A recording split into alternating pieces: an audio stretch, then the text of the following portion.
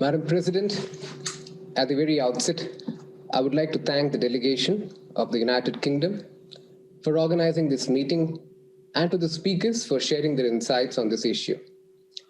Our views on the ARIA format of meetings are well known, and we do not wish to see this platform being misused for narrow political interests.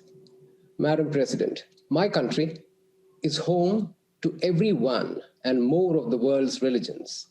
India is not just the birthplace of Hinduism, Buddhism, Jainism, and Sikhism, but is also the land where the teachings of Islam, Judaism, Christianity, and Zoroastrianism have taken strong roots, and where the Sufi tradition of Islam has flourished since centuries.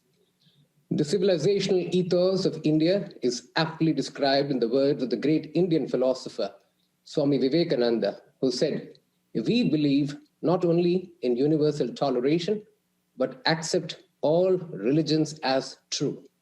Madam President, I also represent a country which for millennia has provided shelter to waves of refugees seeking refuge in India, whether it was the Zoroastrians, Tibetans, Sri Lankan Tamils, or from erstwhile East Pakistan, when the Bangladeshis faced persecution, or from other countries.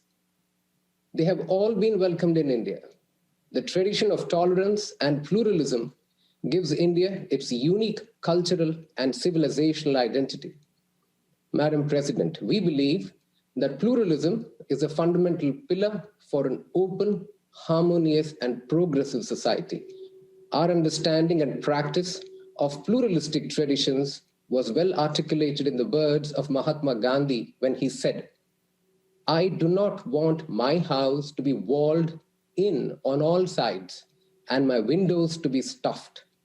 I want the culture of all lands to be blown about my house as freely as possible, but I refuse to be blown off my feet by any."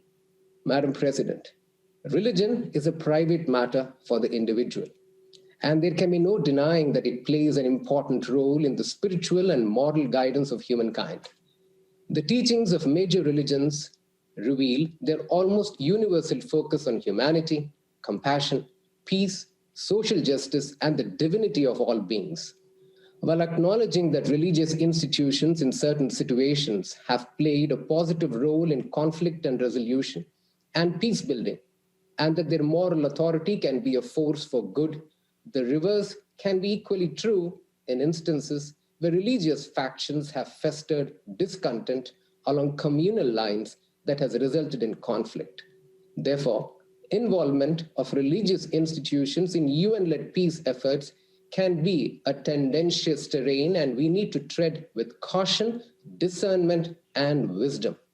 Madam President, the Universal Declaration of Human Rights proclaims that the advent of a world in which human beings shall enjoy freedom of speech and belief and freedom from fear and want as the highest aspiration of the common people.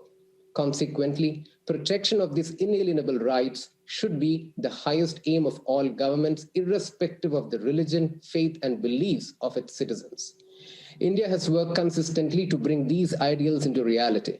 The Constitution of India guarantees to all its citizens the right to freedom, including the freedoms of religion, belief, faith, and worship, of assembly, and of movement. It guarantees the right to equality, including equality before the law and prohibition of discrimination on the grounds of religion, race, and sex. It is when some states that deliberately choose not to provide these fundamental safeguards to its citizenry or promote dogma of religious exclusivity that situations arise when religion is misused by the misguided to target religious icons and sites, attack worshippers, and foster terrorist attacks. Therefore, the notion of using religion as a means of diplomacy and conflict resolution should be treated with utmost caution. There can be no doubt that terrorism, which is a manifestation of intolerance and violence, is the antithesis of all religions and cultures. It is time that member states take a firm stand against countries that are trying to weaken our collective resolve to fight terrorism and even provide a justification for the heinous acts committed by terrorists. We also call on all countries which sponsor persecution of religious minorities to eschew such practices and embrace pluralism and democracy.